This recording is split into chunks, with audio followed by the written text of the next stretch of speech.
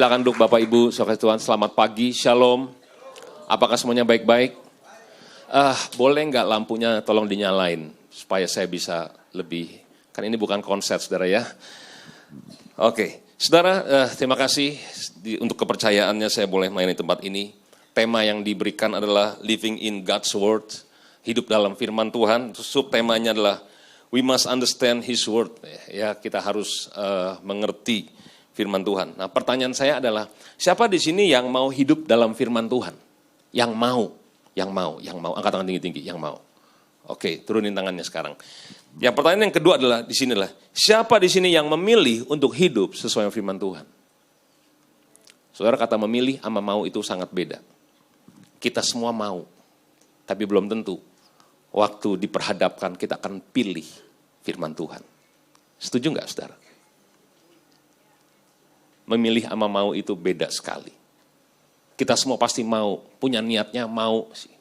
Tapi belum tentu waktu kita kepepet, kita milih sesuai firman Tuhan. Kok diam semua di sini? Saya jadi tegang juga di sini. Amin, saudara. Sebelum saya mulai, saya ingin bersaksi dulu, saudara. Kalau boleh pemain keyboardnya satu orang aja di sini. Boleh temenin saya di sini, udah disiapin kursi di sini, pemain keyboardnya aja satu. Kok hilang semua ya? Oh, satu ada. Terima kasih. Nah, saudara,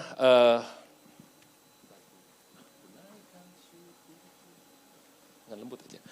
Nah, saudara, ini kan masuk bulan Mei. Bulan Mei ini adalah bulan Roh Kudus ya. Nanti tanggal 24 kita merayakan Pentecost Sunday pas hari Minggu itu, saudara ya. Tapi di bulan Mei ini juga kalau kita ingat 17 tahun yang lalu Jakarta ngalami kerusuhan. Betul ya, saudara ya? Nah, saudara, saya ingin bersaksi tentang kerusuhan 13 Mei 98. Nah, saudara, singkat cerita, saudara, rumah kami habis kena jarah. Singkat cerita. Nggak usah ditanya apa yang hilang, saudara ya. Garam, lada aja hilang itu, saudara. Apalagi lebih mahal dari itu. Saya nggak pernah lupa hari itu, kita pulang ke rumah jam 12 ke atas malam. Jadi kurang lebih hampir jam 1 pagi. Waktu itu anak saya saya baru satu. Anak saya sekarang yang udah 20, hampir 20 saudara ya, 20 tahun. Jadi waktu itu dia umur 2,5 tahun, masih kecil. Terus dia saya gendong, masuk ke rumah berantakan semua. Ada 2 meja kaca, makan, nggak bisa dibawa, dipecahin di situ. Jadi semuanya berantakan semua. Terus anak saya tanya gini sama saya, Pih, kenapa rumah aku diacak-acakin? Dan siapa yang acak-acakin? Saudara, anak 2,5 tahun, kalau ditanya-tanya gitu kita mau jawabin pakai apa, saudara? Kan nggak bingung juga menjelaskannya. Lalu saya ingat pesan Tuhan, firman Tuhan. Ini kan bicara soal hidup dalam firman Tuhan, kita harus mengerti firman Tuhan. Pesan Tuhan hari-hari itu, saya ingat banget waktu itu kita lagi sedang diajak kedua puasa, Rabu dan Sabtu oleh gembala sidang kita, Pak Niko. Waktu itu Pak Niko bilang begini, saudara, Tuhan kasih pesan untuk kita semua. Kita harus memberikan korban bakaran. Beliau bilang begitu. Dia bilang, Ishak pasti diminta oleh Tuhan kepada Abraham. Abraham pasti diminta Ishaknya. Dan Tuhan tidak janji bahwa Ishak akan hidup lagi. Tapi yang Tuhan mau adalah apakah Abraham mau bersedia untuk mempersembahkan Ishak sebagai korban bakaran. Saudara, itu pesan Tuhan yang diingatkan saya hari itu. Jadi waktu anak saya tanya, itu yang saya ingat, itu yang saya ngomong kepada anak saya umur 2,5 tahun. Saya bilang gini, Grace, ingat gak Opah Niko bilang bahwa hari-hari ini Tuhan sedang minta korban bakaran daripada kita semua. Saya gak tahu dia ngerti gak ngerti, terus dia manggut-manggut, terus nangis, terus saya bilang gini, Grace mau gak kasih korban bakaran untuk Tuhan? Terus dia bilang, iya Pi, aku mau Pi. Wah, begitu dia mau, namanya juga kan pendeta gitu ya. Ada 3 langkah ke depan kalau mau, kan gitu. Yang pertama, kamu harus mengampuni orang bersalah yang melakukan ini kepada kita. Kamu mau mengampuni? Ya Pi, aku mau mengampuni. Yang kedua, kamu harus melupakan, jangan dendam. Jangan cuma ngampunin doang tapi dendam. Kamu harus lupain. Iya Pi. Yang ketiga, kamu harus memberkati mereka. Semuanya anak perempuan saya sebenarnya bilang, iya Pi, aku mau Pi. Ya sudah, nanti abis ini kita doa sama Mami ya, sama-sama. Iya Pi.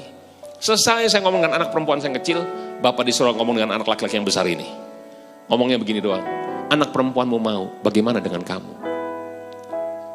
Saya nggak mungkin nanya gini, maksudnya? Saya nggak berani nanya gitu, saudara. Kita ngerti apa sih yang Tuhan maksud.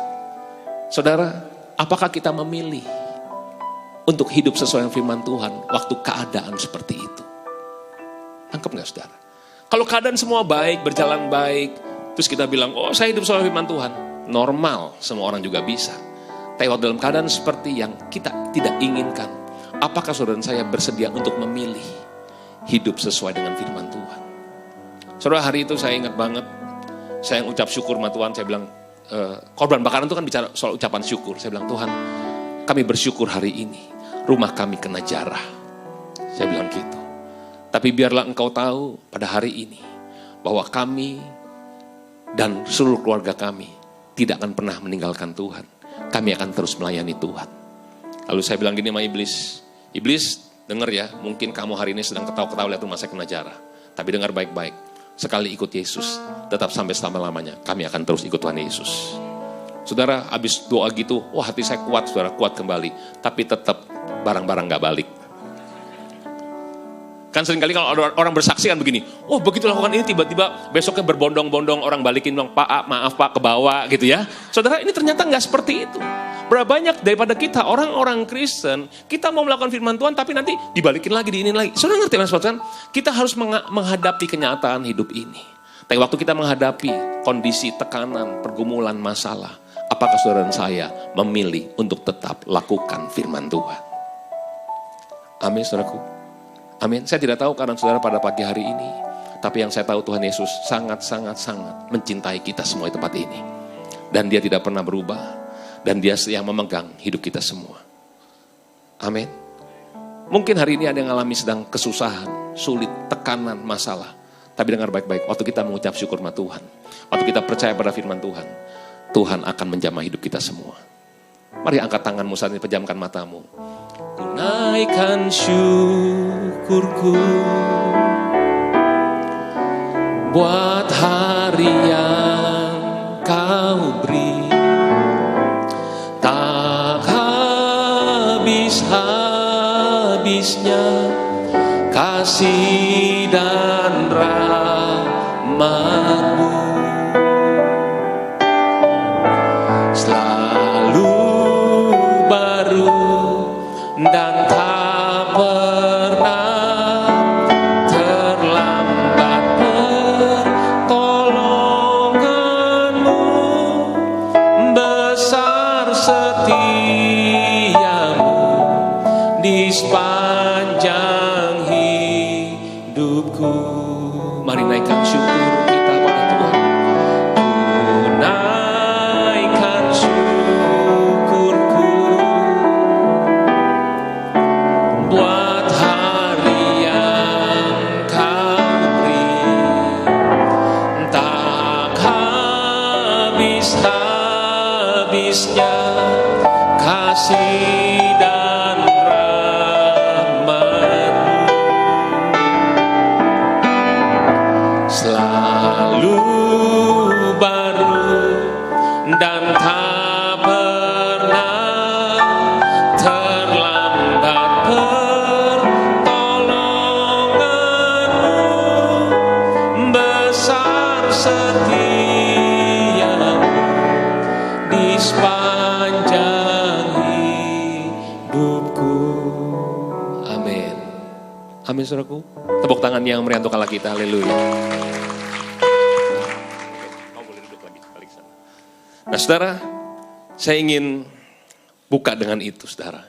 Jadi kita harus mengerti bahwa, dengar baik-baik, waktu kita memilih untuk hidup sesuai firman Tuhan, Tuhan tidak pernah meninggalkan kita, bahkan Dia akan membela kita semua. Nah, mari kita buka firman Tuhan dari kitab Yohanes pasal yang ke-14. Yohanes 14, kita akan baca ayat 15 sampai 18, lalu nanti sambung lagi ayat 25 dan 26. Yohanes 14.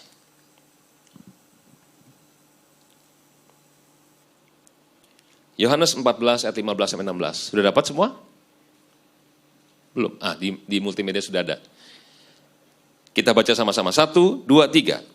Jikalau kamu mengasihi aku, kamu akan menuruti segala perintahku. Aku akan minta kepada Bapa dan Ia akan berikan kepadamu seorang penolong yang lain, supaya Ia menyertai kamu selama-lamanya, yaitu Roh kebenaran. Dunia tidak dapat menerima Dia, sebab dunia tidak melihat Dia dan tidak mengenal Dia. Tetapi kamu mengenal Dia, sebab Ia menyertai kamu dan akan diam di dalam kamu. Aku tidak akan meninggalkan kamu sebagai yatim piatu, aku datang kembali kepadamu. Ayat 25. Sudah? Semuanya itu kukatakan kepadamu selagi aku bersama-sama dengan kamu. Tetapi penghibur, yaitu Roh Kudus yang akan diutus oleh Bapa dalam namaku, Dialah yang akan mengajarkan segala sesuatu kepadamu dan akan mengingatkan kamu akan semua yang telah kukatakan kepadamu. Katakan amin. Saya ulangi lagi, perhatikan baik-baik.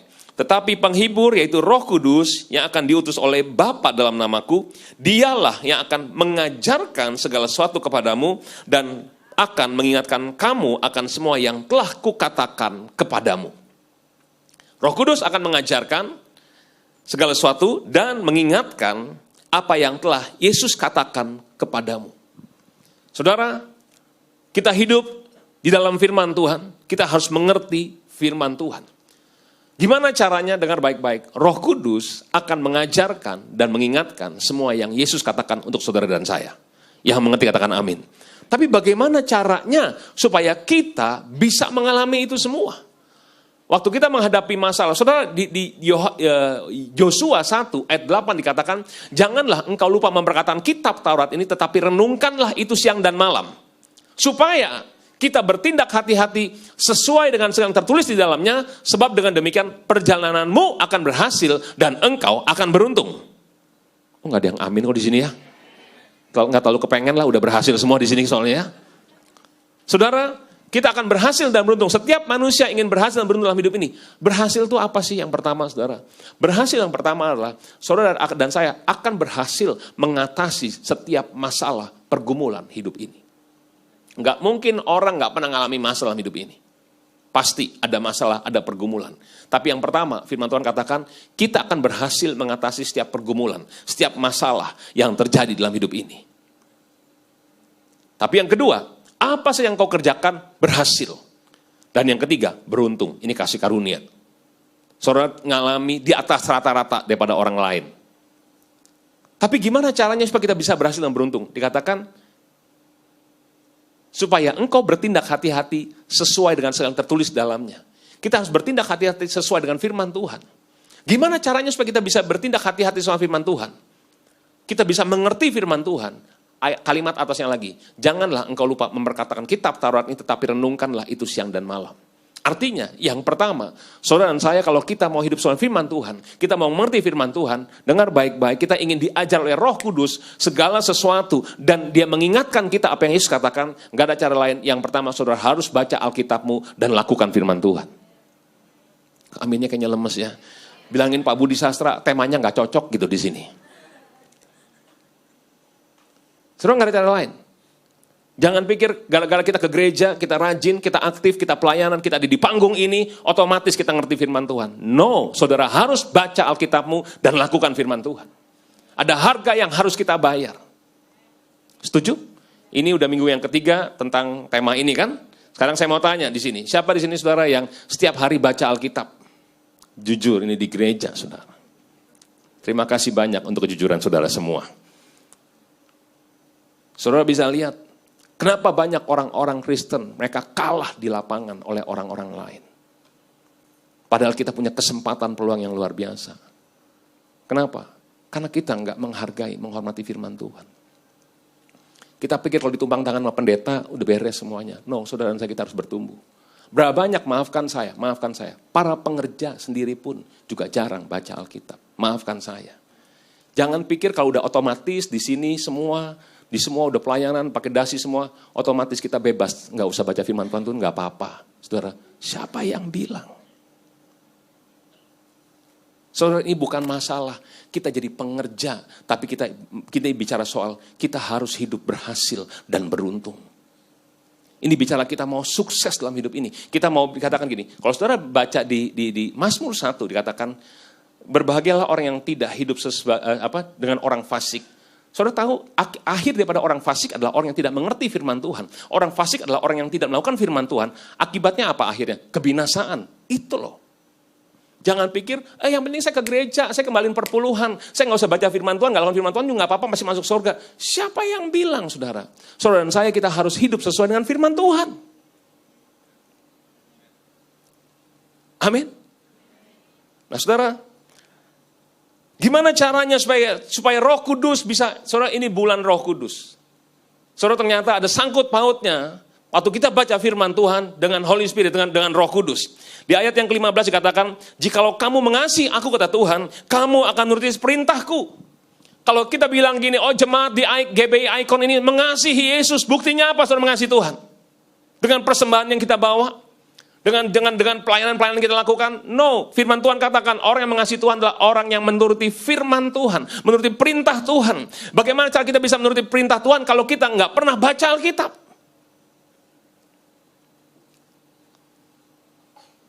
Kok jadi kayak marah semua sih sama saya? Saya lagi ngomong hal yang serius, saudara. Betul nggak, saudara? Jikalau kamu mengasihi aku, kata Yesus, kamu akan menuruti segala perintahku. Segala, bukan sebagian kecil, tapi segalanya. Berarti, saudara saya, kita harus baca Alkitab. Dan waktu kita memilih untuk firman Tuhan, hanya satu alasan, karena engkau mencintai Yesus. Waktu engkau disakiti, engkau dikecewakan, engkau diperlakukan tidak adil, tapi engkau memilih untuk mengampuni karena firman Tuhan, hanya satu alasannya, bukan karena engkau orang bodoh, tapi karena saudara dan saya, kita mengasihi Yesus. Tuhan, bukti saya mengasihi Tuhan, saya ingin lakukan apa yang engkau minta, sekalipun itu rugi bagi saya, dalam tanda kutip. Apa akibatnya kalau kita mengasihi Tuhan dengan menuruti firman Tuhan?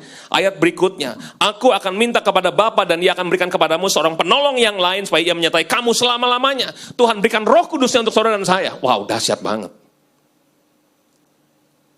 Waktu kita lakukan ini, dengar baik-baik, Roh Kudus menyertai kita, Roh Kudus mengurapi kita, engkau akan jadi orang-orang yang berhasil dan sukses dan dahsyat dan luar biasa di muka bumi ini.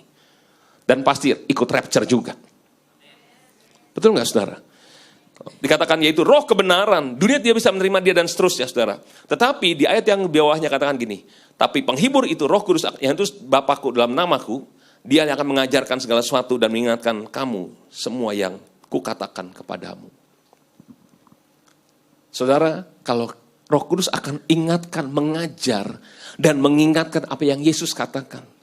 Waktu pas penjarahan, waktu anak saya tanya, siapa yang melakukan ini semua dan kenapa? Saudara, saya nggak punya jawaban. Tapi yang saya diingatkan oleh Roh Kudus adalah apa yang Tuhan sedang sampaikan melalui gembala sidang kita.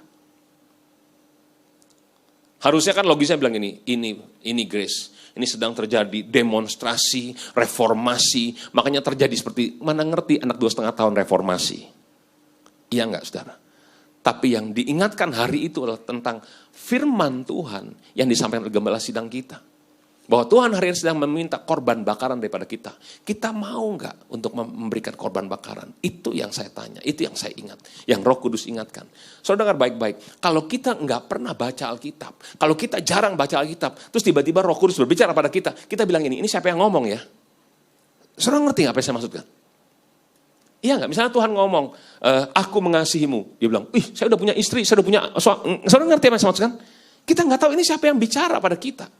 Tapi waktu dikatakan Roh Kudus akan mengingatkan apa yang Yesus katakan, gimana caranya kita bisa ingat apa yang Yesus katakan? Kita tidak hidup di zamannya Yesus. Tapi kita hidup di zaman sekarang. Melalui apa? Firman Tuhan. Waktu kita baca Alkitab, Tuhan akan ingatkan. Saya terusin, saudara. Setelah penjarahan, saya ingat tanggal 13 Mei, terus waktu itu enggak ada ibadah tuh, hari Minggu. Dan tanggal 20-nya itu pas hari kenaikan Tuhan Yesus ke surga. Saya nggak pernah lupa. Karena juga libur juga. Di mana hari kenaikan itu, Presiden Soeharto turun, saudara. Yesus naik ke surga, Presiden kita turun. Saudara, saya ingat hari itu saya sedang nginep di rumah teman saya. Karena saya nggak bisa tinggal di rumah, jadi saya nginep di rumah teman saya di Kelapa Gading. Mereka sedang ada doa. Jadi ini dewasa muda Kelapa Gading sedang doa. Saya ikut di situ, saudara. Saudara, saya mau jujur, saya nggak bisa doa. Nggak bisa. Saya mau jujur sama saudara. Teman-teman saya berharap saya datang situ untuk dukung doa. Saya bilang, Dalam hati saya gini, gue kena jarak, gue suruh doa, gimana lagi? Bingung semua saudara. Kenapa? Karena sejak kena alami itu, ada suara-suara yang gak enak yang saya dengar gitu loh saudara. Walaupun gak langsung. Jangan-jangan ada dosa, jangan-jangan ada ini. Ada yang telepon saya langsung, Ben kamu cek coba, kamu ada dosa gak? Sampai kamu kena jarak gini. Terus saya diem, saya bilang gini, Pak, kalau Bapak tahu saya ada dosa, Pak kasih tahu saya Pak, saya mau bertobat. Terus dia bilang gini, saya juga gak tahu sih katanya. Cuman saya coba bantu aja untuk ini. Oke, thank you. Teman, kan jadi rasa tertuduh, saudara. Udah barang habis, tertuduh lagi. Kan waktu pas, kalau orang tertuduh gitu terus disuruh pelayanan, mana ada kekuatan sih, mana ada percaya diri sih, saudara. Jadi waktu teman-teman saya lagi pada doa semua, saya doa sendirian di situ. Saya doa gini sama Tuhan. Tuhan, saya ini salah apa Tuhan? Tuhan ada dosa apa Tuhan? Kasih tahu saya Tuhan, saya mau bertobat Tuhan. Saya doa gitu sama Tuhan. Karena suara itu neken saya. Tuhan, kalau saya emang ada dosa, Tuhan kasih tahu saya mau bertobat Tuhan. Terus tiba-tiba ada suara begini ke saya. Beni, apakah kamu mengasihi aku? Langsung spontan saya jawab, ya iyalah Tuhan, saya mengasihi Tuhan. Lalu suara itu ngomong gini lagi, gembalakanlah domba-dombaku. Kalau saya ngomong gini, saudara tahu nggak? Itu ada di Alkitab. Ada yang nggak tahu? Karena nggak baca Alkitab, ya nggak aneh. Tapi kalau saya nggak baca Alkitab, saya juga bingung ini. Gembalain, domba. Oh, saya sekarang harus berubah. Dari pendeta harus jadi gembala embek gitu maksudnya, saudara. Saudara ngerti mas maksudkan? Terus tiba-tiba kalimat yang kedua datang lagi. Ben, apa kamu mengasihi aku? Saya bilang, ya iyalah Tuhan. Saya mengasihi Tuhan. Lalu Tuhan ngomong lagi, gembalakanlah domba. Begitu yang kedua kali ngomong, langsung saya ingat, loh ini kan Yohanes 21 ayat 15-17. Terus tiba-tiba yang ketiga Tuhan tanya lagi. Beni, apakah engkau mengasihi aku? Saudara, saya bukan ikut-ikutan Simon Petrus, maka sedihlah hati Petrus gitu kan. Karena Tuhan tanya untuk kali yang ketiga. Tapi kenyataannya saya juga begitu saudara. Begitu tanya kali yang ketiga, saya nggak bisa jawab. Saya diam, saya berusaha untuk cari satu kejadian yang membuktikan saya cinta Yesus. Saudara ngerti apa yang saya maksudkan? Saya coba diam. Saya nggak langsung jawab, saya bilang Tuhan tanya 3 kali, berarti kan dia nggak percaya sama gue nih. Saya mesti cari bukti nih. Saya cari satu kejadian yang membuktikan bahwa ini, loh kejadian ini membuktikan saya cinta Yesus.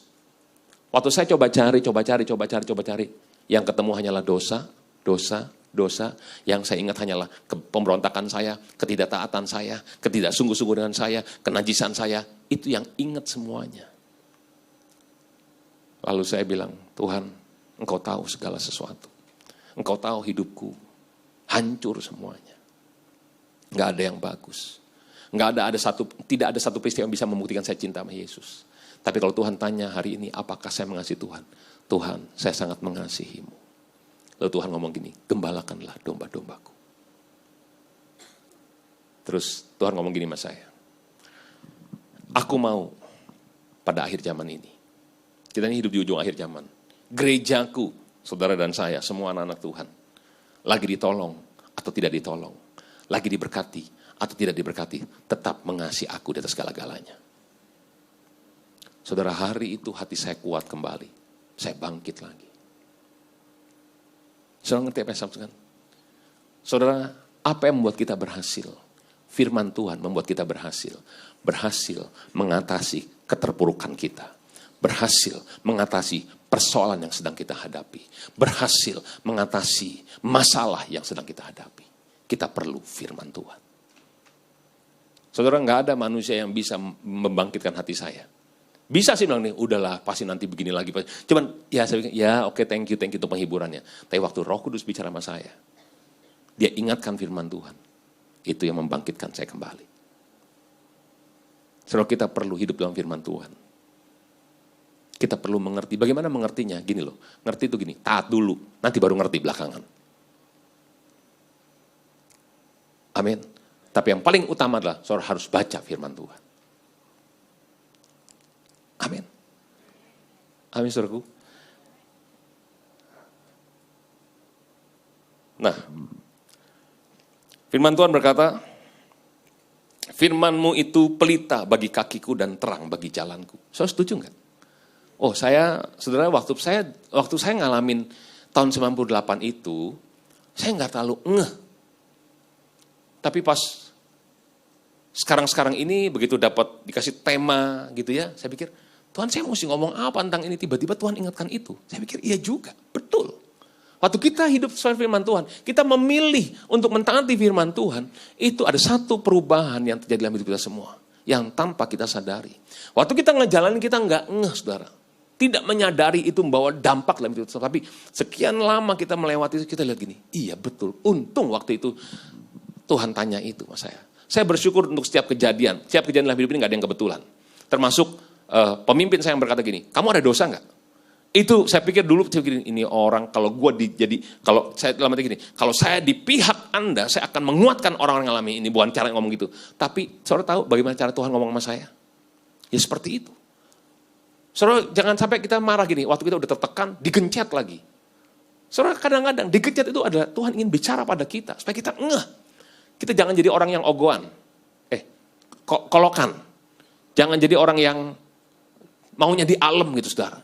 Saudara harus jadi orang yang kuat, yang memilih untuk hidup sesuai firman Tuhan.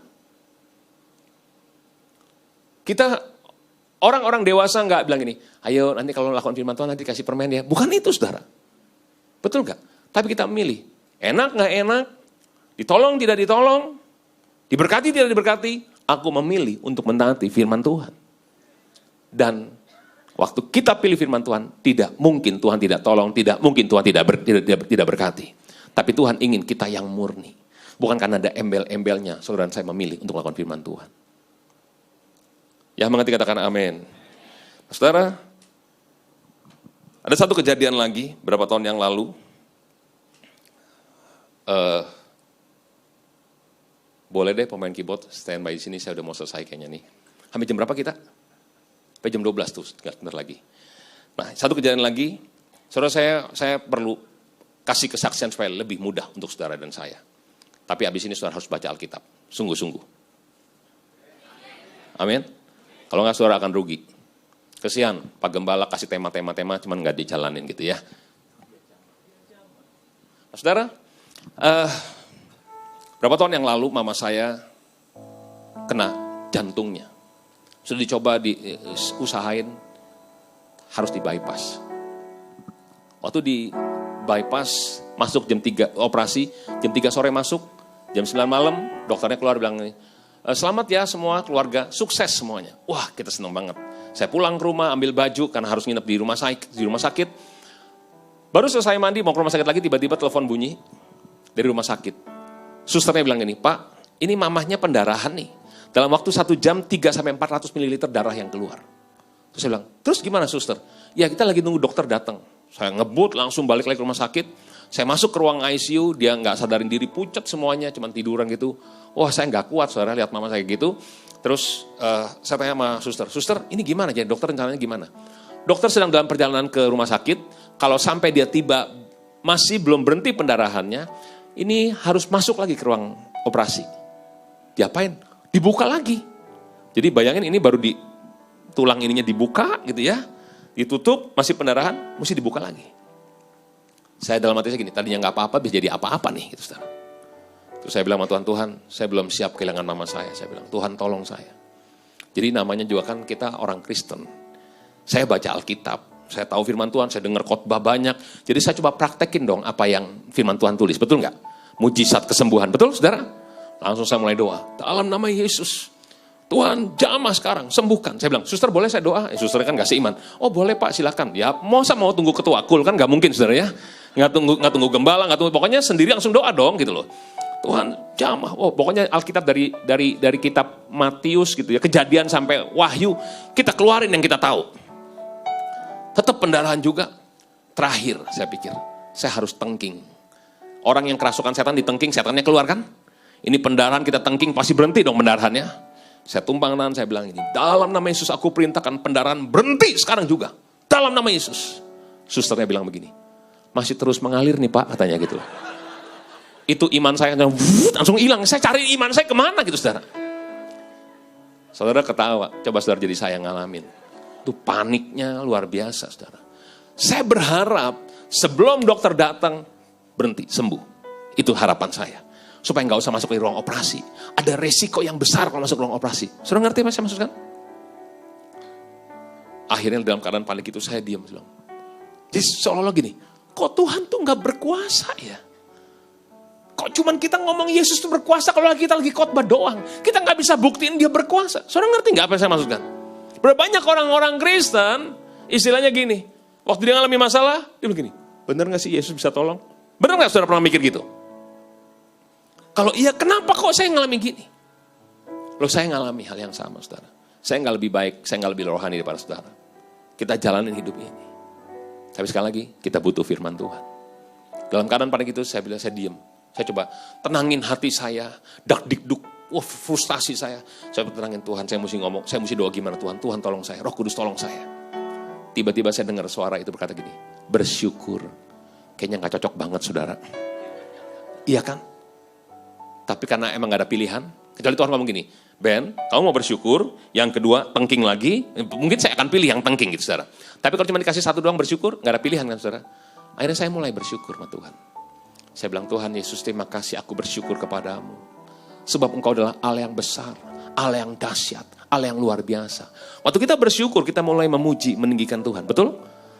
Engkau adalah Allah pencipta langit dan bumi. Saudara tahu waktu saya bersyukur itu yang keluar firman Tuhan semua. Engkau adalah Allah pencipta langit dan bumi. Engkau berfirman merubah yang buruk jadi yang baik. Betul? Orang buta bilang celik dia. Orang lumpuh jalan dia. Orang mati bangkit dia. Terus saya bilang gini, Tuhan, engkau firman-Mu mencipta dari yang tidak ada menjadi ada. Itu firman Tuhan. Tuhan, Salomo berkata sesungguhnya langit yang mengatasi langit tidak dapat pernah memuat engkau Tuhan. Betapa dahsyat luar biasanya engkau itu. Tiba-tiba waktu saya bersyukur saya ketemu dengan Tuhan. Bukan dengan kasat mata, bukan dengan penglihatan. Tapi ketemu siapa dia sesungguhnya.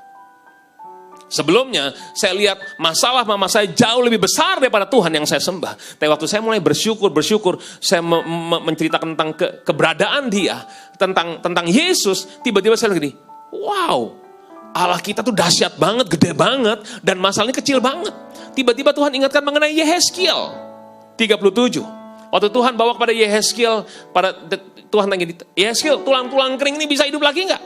Yehezkiel bilang, Tuhan engkau yang tahu, Tuhan, engkau yang tahu. Lalu Tuhan bilang ini, bernubuat untuk tulang-tulang kering ini, untuk daging, kulit, urat, tumbuh. Lalu bernubuat untuk nafas kehidupan. Dan apa yang terjadi waktu bernubuat itu semua, firman Tuhan disampaikan oleh Yehezkiel, itu tulang-tulang kering menjadi satu pasukan tentara yang sangat dahsyat dan luar biasa. Waktu Tuhan ingatkan ini, saya bilang, Tuhan aku ingat, engkau berbicara pada Yehezkiel, tulang-tulang kering engkau bangkitkan.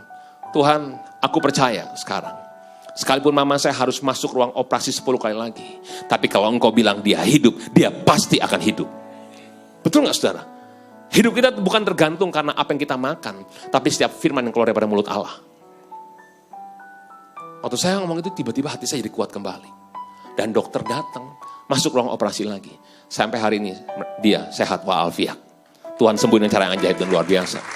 Saudara dengar baik-baik. Kenapa iman kita hilang? Karena sering kali kita memaksakan Tuhan melakukan apa yang kita mau. Padahal iman adalah kita berjalan seperti yang Tuhan mau. Tapi dari mana iman itu bisa muncul? Iman timbul karena pendengaran. Pendengaran akan firman Tuhan. Kembali lagi, saudara harus baca Alkitabmu dan lakukan firman Tuhan. Jangan pikir 4 kali minggu tentang living in the God's word gitu ya. Maka langsung setelah itu saudara bisa hidup seperti itu. No. Saudara harus baca Alkitabmu dan lakukan firman Tuhan. Sampai hari ini saya masih terus baca Alkitab saya. Sampai hari ini. Sejak tahun 93. Saya lahir baru tanggal 15 Juni 93. Sejak saya lahir baru, saya bilang Tuhan saya mau baca Alkitab sehari 10 pasal. Sampai hari ini. Bulan yang lalu saya baru menyelesaikan, bulan ini saya baru menyelesaikan yang ke-45 kali baca Alkitab. Perjanjian lama, perjanjian baru. Jangan gini, gak usah saudara. Karena 45 itu selesai dalam waktu 23 tahun. Bukan 2 tahun. Kalau 2 tahun saudara boleh tepuk tangan. Tapi ini 23 tahun lama banget saudara. Lama sekali. Sampai hari ini saya masih terus baca. Kenapa? Karena saya tetap gak ngerti firman Tuhan. Makanya dibaca. Kalau saudara udah mulai gak baca, mungkin udah banyak yang ngerti. Kasih tahu ke kanan, dengerin. Si Benny lagi nyindir kita tahu gitu loh. Saudara ngerti apa yang saya maksudkan? 10 pasal itu cuma 1 jam selesai. 4 bulan, 1 Alkitab. Coba bayangin GBI Icon. Kalau semua pengerjanya, jemaatnya, kayak gini. Siapa yang sudah 5 kali baca Alkitab, angkat tangan semuanya. Apa enggak dahsyat nih gereja? Halo, maafkan saya kalau ada yang tersinggung di sini, terserah. Karena siapa suruh kasih temanya tentang baca Alkitab. Emang ini bagian gue banget gitu, saudara. Amin, saudaraku. Saudara harus baca firman Tuhan. Ini serius.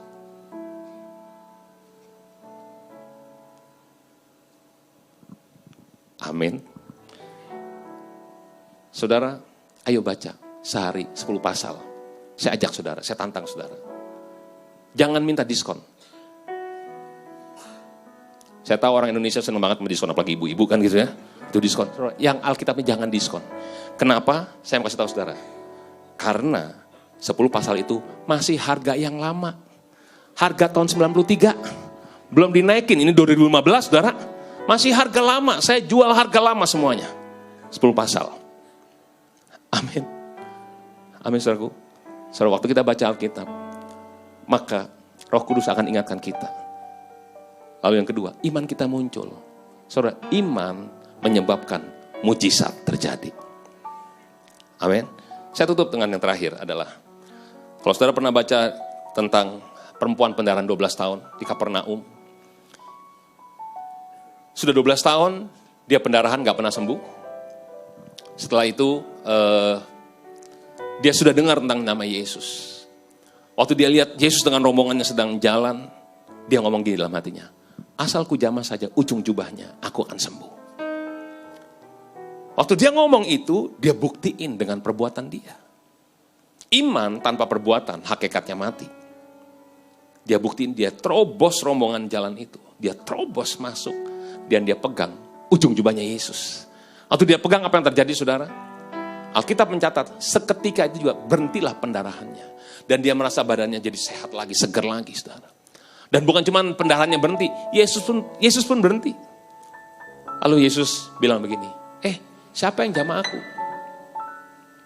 Murid-murid bilang gini, Tuhan begitu banyak orang yang menjamah engkau dan engkau tanya siapa yang menjamah aku? Dia bilang, aku merasa ada kuasa yang keluar dari tubuhku. Karena perempuan yang ketahuan akhirnya dia ngaku.